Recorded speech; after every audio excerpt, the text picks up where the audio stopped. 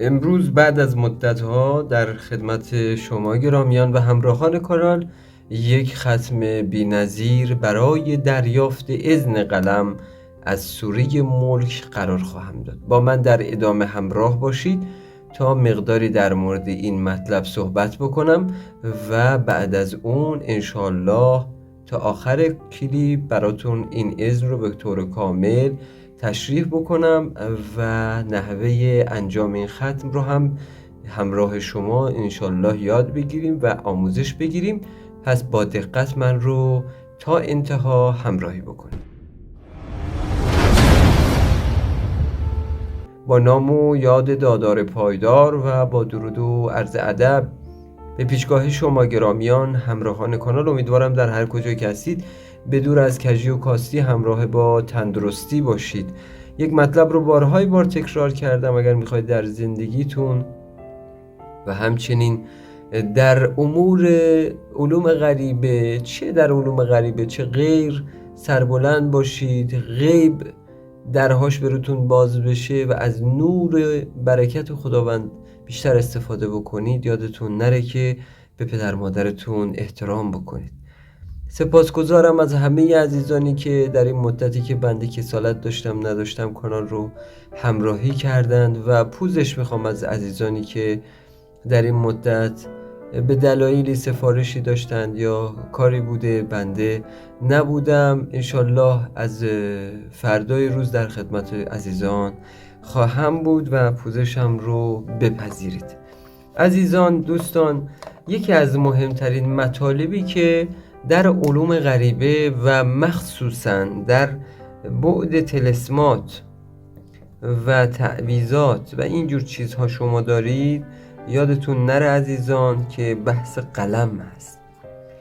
بحث قلم بسیار بسیار در علوم غریبه مهمه. خب خیلی چیزها نیاز به نگارش داره عزیزان، حالا چه حکاکی ها چه قلم اصطلاحاً زدن ها فرق نمیکنه، همه اینها جزء قلم هستن و به اصطلاح می شود گفت که شما اون چیزهایی که نیاز به قلم زدن داره رو بدون اذن نمیتونید انجام بدید و اگر انجام بدید اولین چیزی که به شما برسه خسران و بیچارگی هست. یعنی من این رو به زرس قاطع به شما میگم عزیزان، شما یادتون نره و فراموش هم نکنید. اونهایی که میگن آقا شما برید قلم بزنید و اینها، اولین باری که شما دست به قلم میبرید درگاهی رو باز میکنید از پایین دست. انشالله چشمتون باز بشه و اون موجوداتی که میان به شما چسبک میشن رو خواهید دید و میبینید که چه بلاهایی سر زندگیتون میارن. چرا؟ مثل این میمونه که شما عزیزان یک نوشته ای رو مثلا بر فرض مثال برداشتید، یک مهر رو جعل کردید، مثلا یک مهر استاندار یا یک مهر فرماندار یا یک نوشته‌ای که اصلا به شما هیچ اجازه‌ای ندادن، این رو برداشتید جعل کردید و متحمل عذاب میشید برای خودتون. نه تنها اون جعل مدرک رو به شما میگیرن و بیچارتون میکنن که باید اصطلاحاً 1001 بدبختی پشت سر اونم با عمل شاقش بکشید. دقیقاً مطالبی که نیاز به قلم زدن داره نیاز به اذن داره. حالا بارها من در مورد اذن قلم صحبت کردم و یه برنامه در گذشته ساختم، حالا انشالله یه برنامه مفصلی در آینده میسازم. فقط این رو بدونید دوستان، اذن برای استاد نیست، اذن برای روحانیت است. اون چیزی که استاد به شما میده یک حالت موقت داره برای رسیدن به حالت تام و کمال.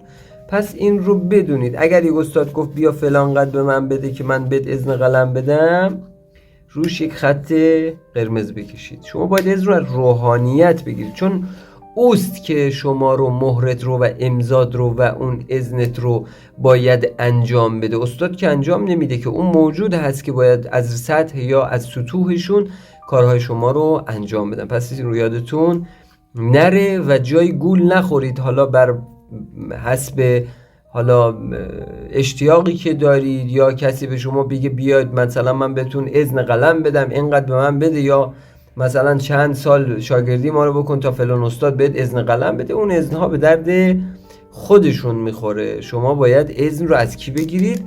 از روحانیات. حالا این روحانیات میتونن تاریک باشن، این روحانیات میتونن چی باشن؟ روشن باشن، فرقی نمیکنه. در هر حال شما از روحانیت باید اذن رو بگیرید.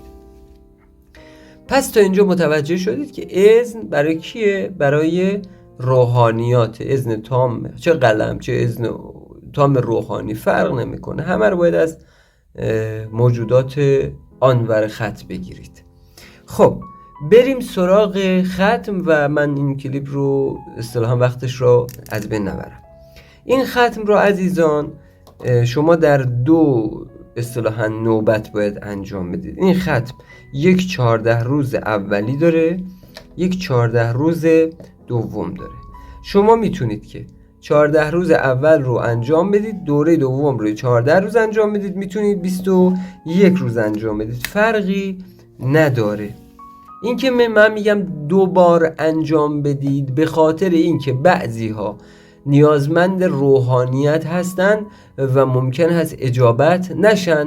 در بار دوم انجام بدید، مطمئناً به اجابت میرسید. حالا من این سری چیزهایی رو میگم که بارها گفتم، باز هم تاکید میکنم به دلیل بسیار بسیار بسیار مهمی مطلب. بارها من به شما گفتم عزیزان، چند چیز در مخصوصا چیزهایی که من میذارم، من با دیگران کاری ندارم، هر کسی مسئول چیزی است که خودش میگه. بارها گفتم پاکسازی در هر عملی که بنده گفتم، پاکسازی در وهله اوله. یعنی شما به هیچ وجه من الوجوه بدون پاکسازی نباید وارد هیچ عملی بشید. پاکسازی ها چه هست؟ پاکسازی اولتون از بی بسم الله دستور رفع چسبک هست. یکی از همین چسبک ها مال کسانی است که قلم میزنن بدون اذن، یادتون نره این چسبک ها میچسبن شما رو بیچاره میکنن. پس رفع چسبک رو باید انجام بدید، انصراف از ماورا رو باید انجام بدید. اگر احساس میکنید در خونتون از اون موجودی به نام ام العفارید که من در کانال برنامه بسیار بسیار مهمش رو ساختم و دستور رفعش هم گذاشتم، برید انجام بدین. دستورات نایاب عزیزان، هیچ نیست، به ضرس قاطع بهتون میگم. اگر جایی دیدید اینا بدونید از رو کانال من برداشتن، جایی پیدا نمیکنید از این دستورات تو کانال های چه میدونم فضای مجازی. پس قدر اینا رو بدونید، من اینا رو بدونه هیچ چشم داشتی براتون رایگان گذاشتم، برید انجام بدید و به زندگیتون برسید. پس اینا رو یادتون نره، پاکسازی در وهله اوله، پاکسازی رو انجام بدید. ان اینقدری شما رو جلو میندازی که سریعتر بتونید اذنتون رو دریافت بکنید. خب بریم سراغ ختم. و قبل از این هم که بریم دوستان، اگر میبینید این کانال براتون تا اینجا رسیدید، این کانال حالا بار اول هست در کانال ما تشریف میارید که قدمتون رو چشم، اگر هم که تا الان در کانال سابسکرایب نکردید خوشحال میشیم به جمع ما بپیوندید، حتما اون زنگوله کانال رو بزنید. اگر هم از همراهان کانال هستید عزیزان، برای اینکه این برنامه ها در دسترس عزیزان دیگه قرار بگیره، وارد کانال های تاریک نشن که توی چاه بیفتن و آگاهی رسانی درست بشه و الگوریتم هم با این کار شما اصطلاحاً حمایت بکنه، 2 یا چند کامنت انگلیسی برای ما زحمت بکشید و لایک رو حتما بزنید. گزینه شیر یا همرسانی هم بسیار به کانال کمک میکنه. از طریق اون میتونید برنامه رو در واتساپ و تلگرام اینا بفرستید. عزیزان هم که میتونن از طریق گزینه سوپر تانکس که به این شکل هست در زیر کلیپ کانال رو حمایت بکنن. سپاسگزار میشم کانال خودتون رو حمایت بفرمایید. ختم در وهله اول، یعنی در 14 روز اول. 14 روز اولتون از هفته اول ماه قمری شروع میشه. اگر ماه خاکی باشه عزیزان بهتر هست، اگر نشد اشکالی نداره. من الان بهتون میگم فردا نگید که آقا چون خاکی نشد مثلا واسه ماه خاکی بید. نه، مشکل نداره، خاکی باشه ارجح تره. باز هم دارم میگم فرقی نداره. از اول ماه قمری فقط یادتون باشه در ابتدا غسل نیت انجام دهید. میرید غسل میکنید، فلان کار رو میخوام انجام بدم، مثلا غسل میکنم به جهت دریافت اذن قلم از حضرات بزرگوار سوره ملک قربتن الله و قصتون رو انجام بدید روز اول تمام، قبل از اینکه شروع بکنید به عملتون. پس این رو همیشه در هر کاری که من بهتون میگم این کار رو انجام بدید. عزیزان من همیشه سعی میکنم بهتون ریز به ریز جزئیات رو بهتون بگم که دچار مشکل نشید. خب شروع عملتون عزیزان از روز یک شنبه، دوشنبه یا پنجشنبه میتونه باشه، فرق نمیکنه. یک شنبه، دوشنبه، پنجشنبه. یک شنبه پنجشنبهش ارجح تره معمولا. این هم باز عرض میکنم زیاد فرق خاصی با هم نداره. فقط بارها تکرار کردم روز شروع قمر در عقرب نباشد. اون هم به دلیل این هست شما بتونید از ماه قدرت دریافت بکنید، یعنی اون انرژی بیشتر همراهی رو از ماه دریافت بکنید. عزیزان اگر در وسط کارتون به قمر در عقرب خوردید اشکال نداره.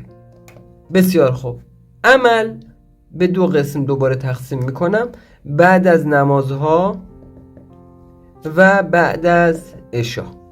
عزیزانی که نماز ندارن در دینشون، آیینشون، هر چیزی که دارن، اونایی که نماز دارن در دینشون، آیینشون، بعد از نمازهاشون، عزیزان پیروان حضرت رسول الله ختمی مرتبت 5 وعده نماز دارن.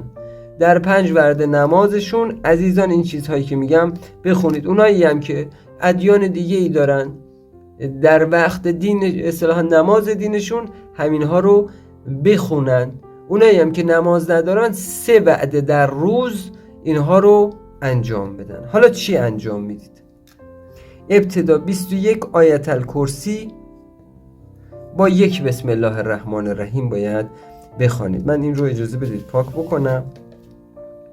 بعد از اون عزیزان که آیت الکرسی رو خوندید میایید میرید آیه و کذالک نوری ابراهیم تا لیکون من الموقنین. این آیه رو هم 21 مرتبه میخونید. با 1 بسم الله الرحمن الرحیم شروع میکنید و این آیه رو میخونید در سوره النامه. بعد از اون شما عزیزان میبایست سر به سجده بگذارید در مقابل حضرت حق و در اون بگید که یا واحد یا صمد ایاک نعبد و ایاک نستعین. یا واحد و یا صمد ایاک نعبد و ایاک نستعین. یه ذکر دیگه هم بهتون میدم و اون هم میتونید بخونید. یا مالک الملک، دوباره ایاک نعبد و ایاک نستعین. هر کدوم رو خوندهش مهم نیست. این هم در سجده 21 مرتبه. پس این نمازتون در اون 14 روز یا 21 روز ماه دوم هم همین پشت نمازهاتون هست، هیچ فرقی نمیکنه. پس این برای پشت نمازهای شما. اما میرسیم به زمان نیمه شب شما که حالا نماز عشاتون رو خوندید، میتونید از ساعت 9 تا مثلا 10 اینا شروع بکنید. فقط قبل از ساعت 2 یا 3 2 نیم تموم بکنید دیگه، ختمتون به اذان صبح و اینا نرسه. در اونجا عزیزان شما نیاز دارید به یک اتاق خاص. باز هم دارم میگم اتاقتون رو، خودتون رو باید پاکسازی بکنید. این رو دارم بهتون میگم حتی الامکان سعی بکنید در اتاقتون آینه نباشه، اینجور مسائل عروسک و اینا چیزا نباشه. باز هم اینا رو تکرار میکنم. این عمل عزیزان هم اسراف دارد هم تحسین دارد. برای اسرافتون شما باید از سوره اصطلاحاً زلزال استفاده بکنید. 3 بار زلزال رو میخونید، به کلمه اشتاتن که رسیدید اشتاتن رو 7 بار میگید و سوره رو ادامه میدید تا انتها. بعد از اون میگید ای عمار این اتاق یا این منزل، برای اصطلاحاً ختم من فساد نکنید، این مکان رو ترک بکنید و تا زمانی که ختمم تمام نشده به مکان باز نگردید. بعد از آن به عزت و احترام بازگردید. بارک الله فیکم و علیکم به حق ملک تارش. تحسینتون هم 21 آیت الکرسی هست عزیزان و همچنین 7 توحید یعنی سوره قل هو الله و 7 معوذتین یعنی اعوذ برب الفلق قل اعوذ برب ناس. اینا میشه تحسینتون. تحسین که کردید اینجوری فوت میکنید برخلاف عقرب ساعت دورتون و روی بدنتون، میشه تحسینتون. خب عزیزان، بهتر هست که در اتاق برق خاموش بکنید، از شمع استفاده بکنید. حالا 1 شمع یا 3 شمع استفاده هم نکردید اشکال نداره. روتون سمت اصطلاحاً قبله. دهنتون شیرین باشه خیلی بهتر. اگر مشکل قند و اینها دارید شیرین دهنتون نگذارید. عزیزان دل، شما یک مقداری چیکار میکنید؟ خرما. خب 14 روزی 3 عدد شما دارید. هر اصطلاحاً 14 روز رو از این باید استفاده بکنید. 14 روزتون میشه 2 خرما.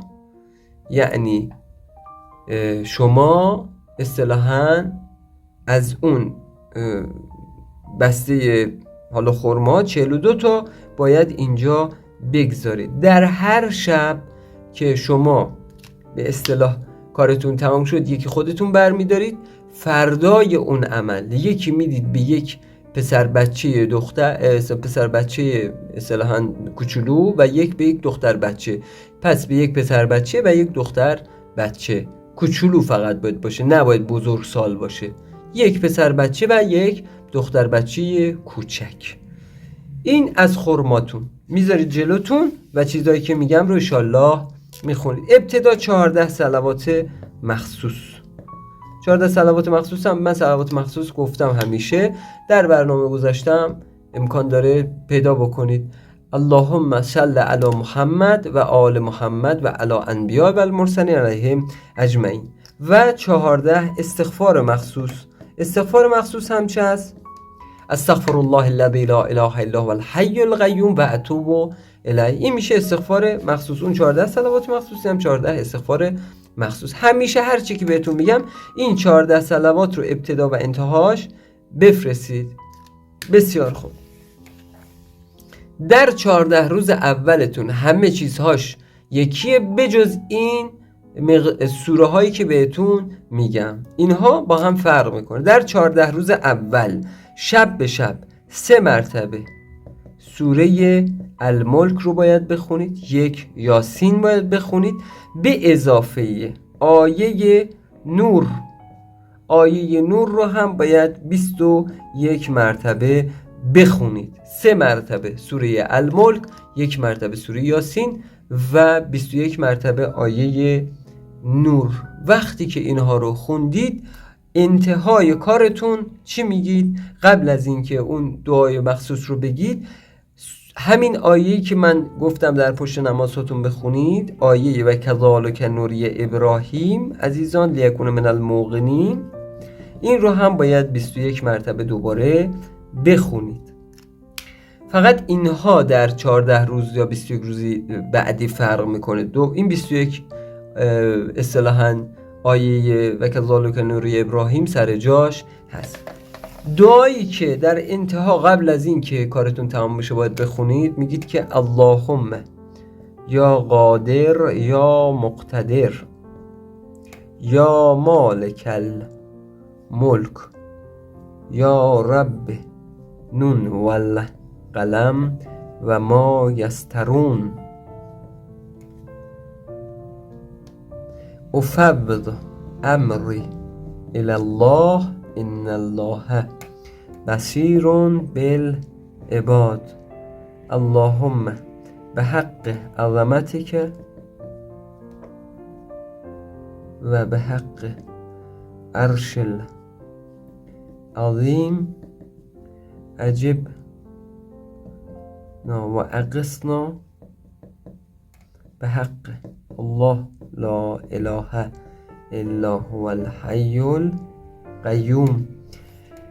بعد از اون دست بلند میکنید، قشنگ به این حالت دستاتون رو به حالت دعا بلند میکنید، میگید خدایا خداوندا بارالله به حق سوره های عظیمت و به حق محمد و آل محمد و به حق انبیا و المرسلین علیهم اجمعین و به حق ملائکه مقربت، آنچه را که در مورد خواسته من هست در مورد اذن قلم از روحانیت برای من اجابت. اونجایی که میگید برای من، باید نام و نام مادرتون رو ذکر بکنید. اجابت بفرما به حق الله لا اله الا هو الحی القیوم. این رو 3 مرتبه میخوانید. اون دعای آخری هم که عرض کردم به هر زبونی که زبون مادریتون هست، به خاطر اون فرکانسش که زبون مادریتون از ته دلتون هست و میفهمید، به خاطر اون میگم به زبون مادریتون بگید. اون رو 1 بار میخواد بخونید. بعد در 14 روز یا 21 روز دوم قبل از اینکه بریم، من این رو بهتون بگم، در همون اتاق شما حداقل باید بالای 5 شب بخوابید. عزیزانی که در 14 روز اول اذن در خوابشون رویاشون بهشون داده شد، تمام هستی که کار بعدی رو نمیخواد انجام بدن. اون عزیزانی که در اون 14 روز نتیجه نگرفتن، دوباره در اول ماه بعدی مثل همین حالت که اول توضیح دادم شروع میکنن.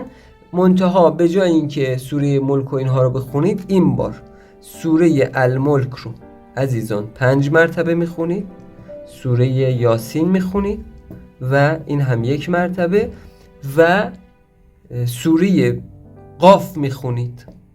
دوباره اون و کذالک نوری ابراهیم رو باید بخونید. این رو هم 3 مرتبه میخونید. سوره قاف، الملک 5 مرتبه، 1 مرتبه سوره یاسین و 3 مرتبه سوره قاف. اون و کذالک نوری ابراهیم هم مثل همین، اون چیزهایی که دیگه گفتم مثل همین، فقط در اصطلاحاً 14 یا 21 روز دوم اینها رو باید بخونید و دوباره اون خرماها هم به همین صورت. اگر 21 روز بود، به ازای 21 روزتون باید اصطلاحاً روزی 3 تا در نظر بگیرید. هر زمانی که در خواب شما بزرگواران آمدند با لباسهای خاصی میان، حالا یا 1 فرد یا 3 فرد یا تعداد عظیمی زیادی میان و به شما یک چیزی میدن، یا خرقه بهتون میدن که اگر خرقه بهتون دادن بسیار بسیار مثل بالا پوش و این چیزها، یا کتاب بهتون دادن خیلی خیلی قدرتمنده. بعضی موقع یه چیزی مثل انگشتر یا یک